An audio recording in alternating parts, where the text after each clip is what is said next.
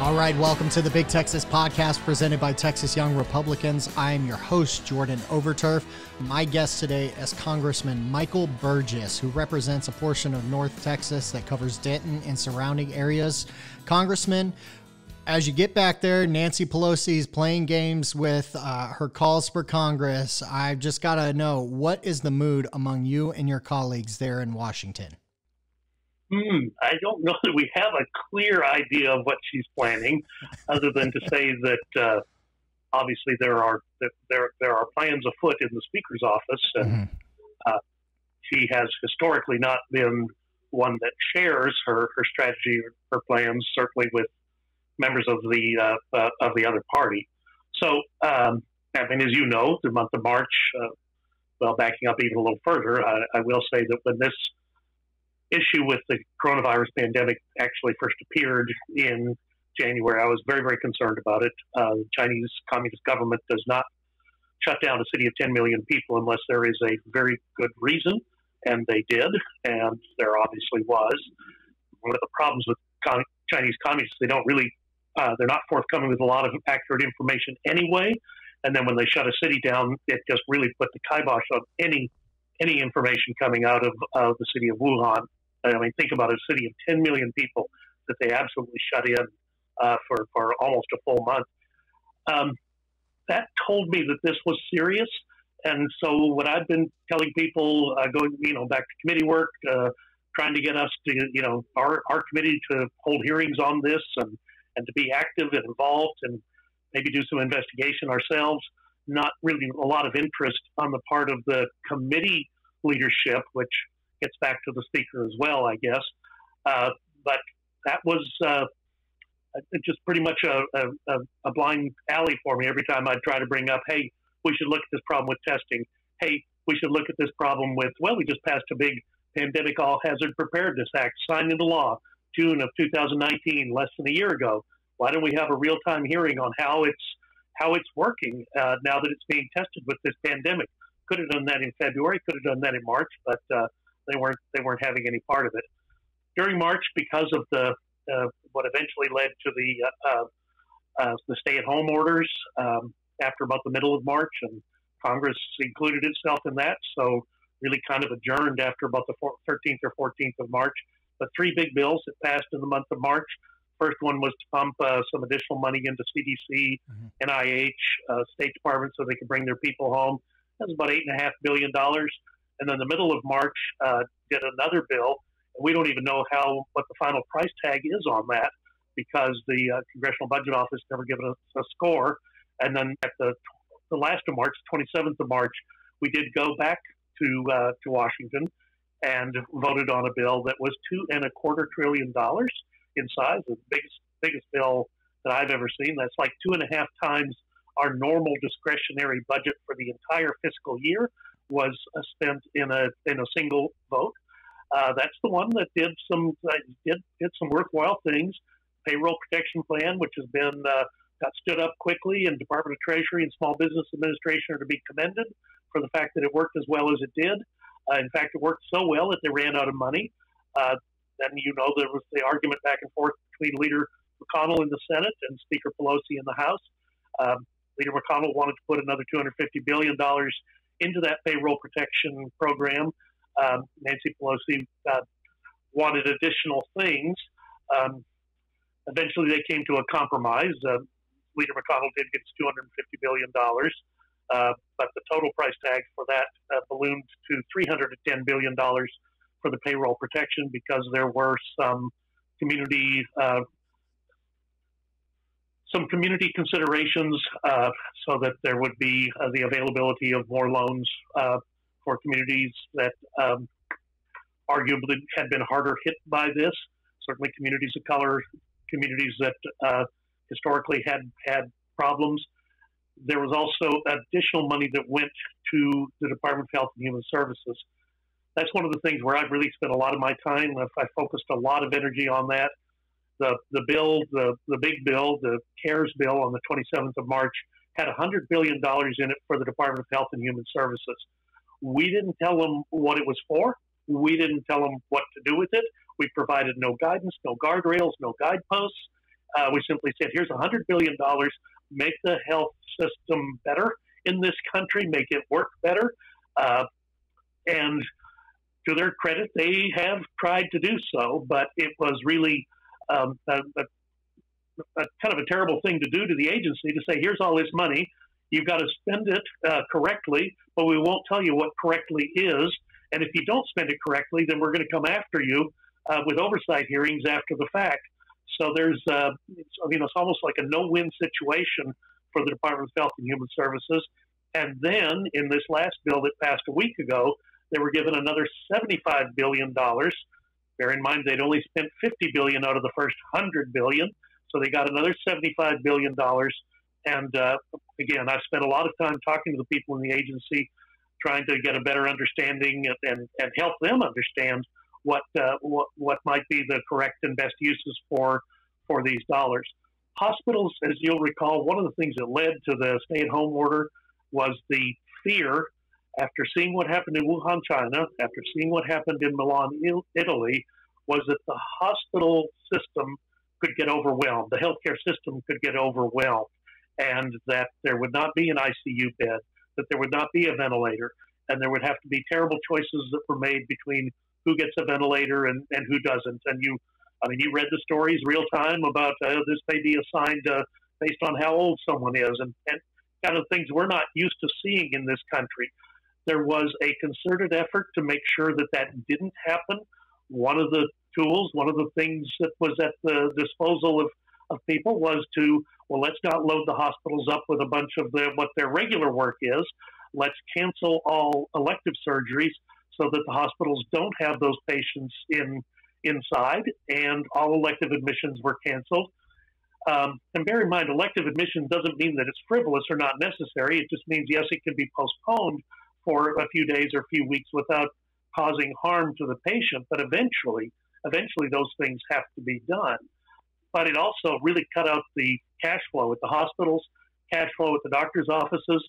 And so this $100 billion was necessary as a rescue to hospitals and to medical practices so that they didn't just wither on the vine, because under the stay-at-home orders and the voluntary restriction on all, well, it wasn't really voluntary in the state of Texas. The Texas Medical Board was pretty explicit and pretty serious about the rules that they put out, that if you were a doctor and you did what was regarded as an elective procedure, you actually could be in for a big fine, or perhaps some jail time associated with it, and you might lose your license. So it was a pretty harsh penalty for not obeying that, cancel your elective surgery schedule.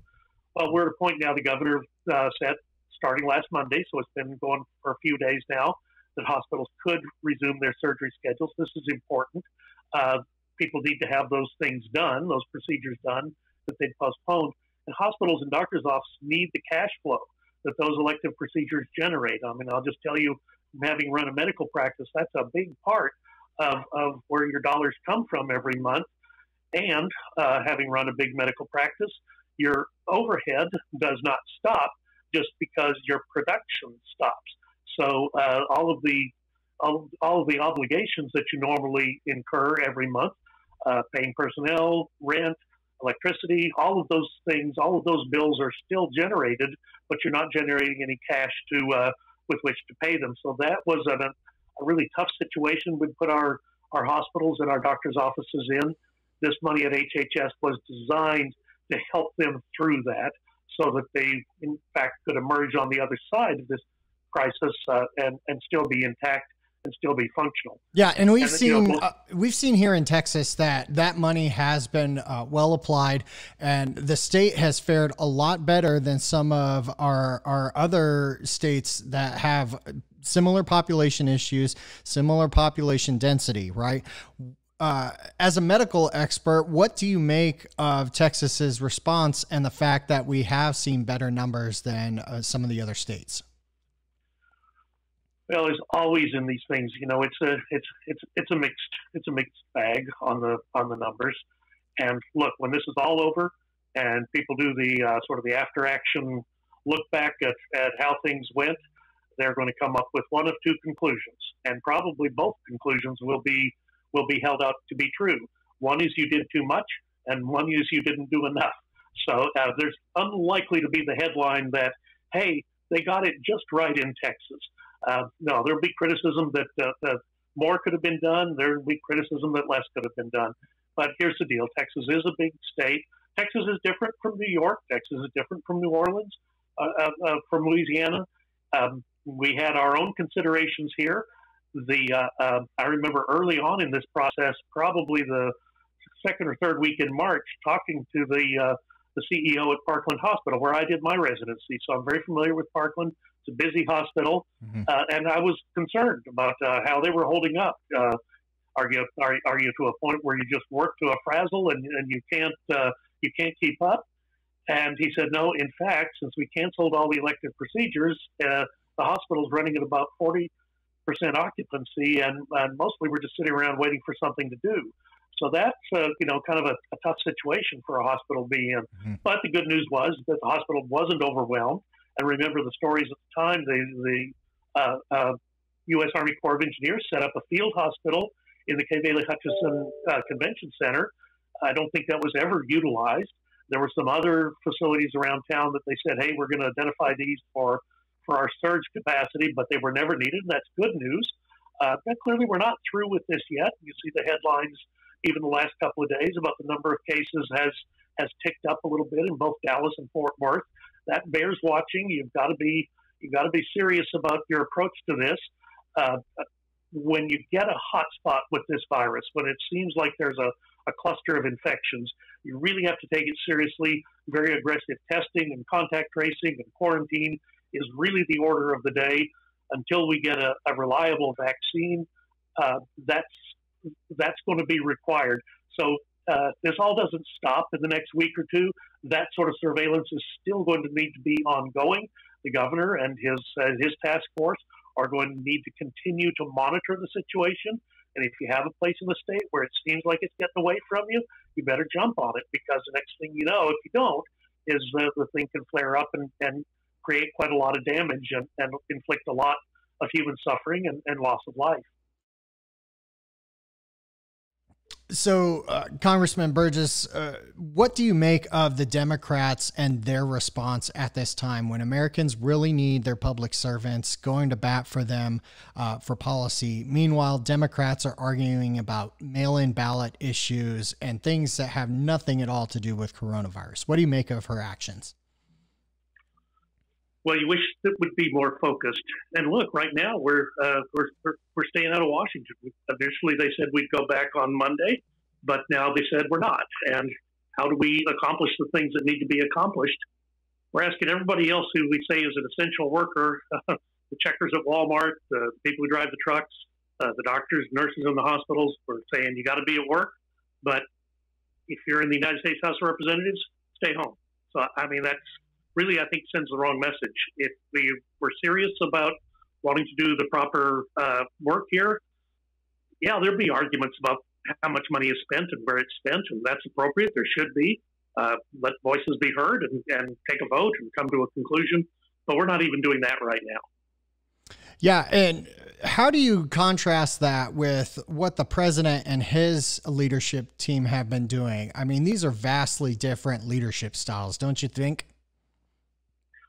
Yes, and I think I heard the figures quoted this morning on one of the news shows about the number of hours that the president has been in front of a camera giving a press conference, an unrestricted press conference. It's more than any president that has preceded him. Now, obviously, televised press conferences don't go back before Eisenhower and Truman, but still, this president in 3 years and a couple of months has done more live press conferences than all of his predecessors who had television access. So that says something to me. You know, the other thing is, and I was in Congress when Ebola was ravaging Western Africa. I was in Congress when Zika threatened to disrupt the Olympics in 2015. Look, this administration has leaned into this. Now, granted, there's not a vaccine. I wish there was a vaccine. I spent about 45 minutes to an hour on a telephone call earlier today with the CEOs of many of the large companies that are involved in pharmaceutical research and manufacturing, and they are committed. They're not competing against each other. They are collaborating. Some are working on different products, monoclonal antibodies, convalescent plasma. Of course, we got the good news about remdesivir the other day, but there are other antivirals that are out there in the works. And then, of course, the one that we're all looking forward to is vaccine. There are different vaccine candidates out there in the pipeline, but this president and this administration has really, again, leaned into it and told his people at the agency level he wants things get out of the way and let the innovators innovate, and let's get this problem solved. So, for example, one of the companies that was on the phone today has a vaccine candidate, and it's early. They're just through phase 1, starting phase 2 trials. The FDA has committed that as it goes through this secondary round of trials, if things are looking good, they will license the production of the vaccine. They can't release it for consumption, but at least while it doesn't have, you don't have to take this stepwise, where you got to go through all of the evaluation, and then you worry about how to get the production ramped up, because you're going to need 1 billion doses. I mean, it's a staggering, on a global perspective. It is going to be a massive production capability that is needed. But look, I like the guys at the NIH. I think they do, the men and women there, I think they do a great job, but it's basic research. In fact, talked to Dr. Collins even just this morning, and he also pointed out how many of these things that in the past would have gone sequentially are now going simultaneously. So you've got the phase 1 trial now completed, but phase 2 and phase 3 may be combined, and there may be the opportunity to get one of these candidate vaccines out quicker. And the good news is that if it does pass through the testing process with good marks, the companies have already committed that they're going to be producing the vaccine before it's approved by the FDA. It's a risk. They may end up with a bunch of vaccine that they end up having to they have to discard. So it is a risk on their part, but they're committed to getting us through this. And again, I've been nothing but encouraged. Yes, NIH, they do their good work. Private sector does its good work. So the public-private partnership, I didn't see that with Ebola in 2014. Yeah, they were working on a vaccine, and they kind of had it at the end of August, but we got some more evaluation we need to do. So sad reality was Ebola kind of burned itself out that time before the vaccine became available. Well, this time, from Dr. Collins and Dr. Hahn at the FDA, the whole of government approach the administration has taken is, let's get this work done. We're the innovators. We can do this, and let's get it available to people and do so quickly. Yeah, so that's I'd say there's a big difference between this administration and previous administrations. Absolutely, and I'm glad that we've got Dr. Burgess bringing us the medical perspective right now. Now, as we see these stay-at-home orders beginning to be lifted in various parts of Texas, what is your message to your constituents, and what precautions are you recommending to them? Well, do remember there is still there's still this thing called free will and individual choice. Look, people are going to figure out, and this is not that it's everyone's on their own, but people are going to figure out in their own situations what is tolerable for them, what they can do.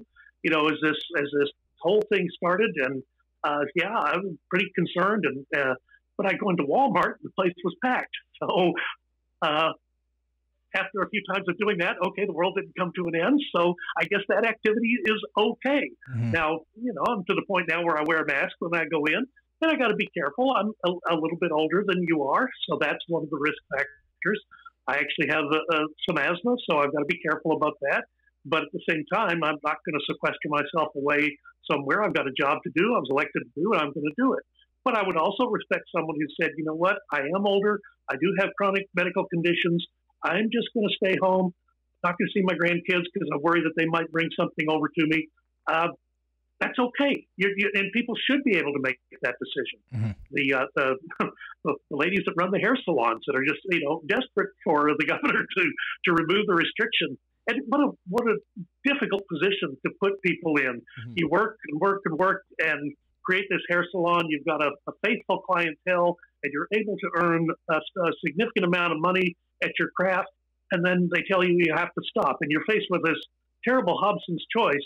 You either defy the order and continue to work, in which case you could lose your license and lose your shop, or you lose your shop because the bank foreclosed on you because you didn't have any cash flow. So, we're putting people in a terrible position. I do think that people are capable of making some decisions for themselves. And I will share this with you on the hair. I've learned more about hairstyling lately than I thought I would ever know. But apparently, it's a thing right now where people will go into people's homes to do their hairstyling, and that's inherently more dangerous and putting the stylist in more jeopardy, I think, than having a well-spaced and well-controlled environment in a salon. You may not be able to have as many people in there as you used to, but with some careful partitioning and maybe even, some UV light, that works too. There's some things you can do to let that person get back to work. And we have to let people get back to work. Because if we don't generate money for this economy, guess what? We can't print enough money to keep things going. It will collapse. So we do need to let people get back to being productive. Yeah, we definitely support that personal freedom and personal liberty here at the Big Texas Podcast. And last session of the Texas legislature, I certainly learned a lot more about that training that these hairstylists, barbers, all of these estheticians have to go through in order to get licensed here in the state. So it's amazing the knowledge that they bring with them that goes well beyond just their styling and things like that. Congressman Burgess, I thank you for your time. As we wrap up, do you have any final thoughts for your constituents as they get ready to go into this next phase of the response? Well, a couple of things. First off, we will get through this. We always do. Things like this have happened before, and there will be a dawn on the other side of it where this will be in the rearview mirror. So that is, I can't tell you how long that will be. We do have to be careful. The possibility of a second or even a third round of this. The Spanish flu over 100 years ago went around the globe 3 times before it finally burned itself out. No way to know if that's in the cards. I think what's different in modern times, there will be the development of these antivirals and vaccines is really producing is proceeding at a very rapid clip. So I'm really optimistic that there's going to be, even if we do get into a second round, there are going to be more tools to fight back against this thing. And when we got into it with no antiviral, no vaccine, really the only things available to us were quarantine and social distancing. Well, we'll have a few more tools if it does come back for a second round, and eventually we will clobber it and we will get rid of it. Excellent. Well, Congressman, we're going to let you get back to work. I appreciate you taking the time. Keep up the fight for us in D.C. And once we get back to the regular swing of things, we'll bring you back before November so we can talk about policy and some of the issues that voters are concerned about. Absolutely. Love to do it. Thank you. Thank you. Have a great day. All right. Thank you again to Congressman Burgess for joining us. Thank you to you for tuning in. He is back in action already. Obviously, we're waiting to see what happens as Congress will come back in session next week. But thank you again to him. Thank you to you for listening. And make sure you subscribe wherever you get this podcast. If you're watching us on Facebook, give us a follow. If you're on YouTube, subscribe to the channel. Make sure you are following us on Twitter and Instagram at Big Texas Podcast.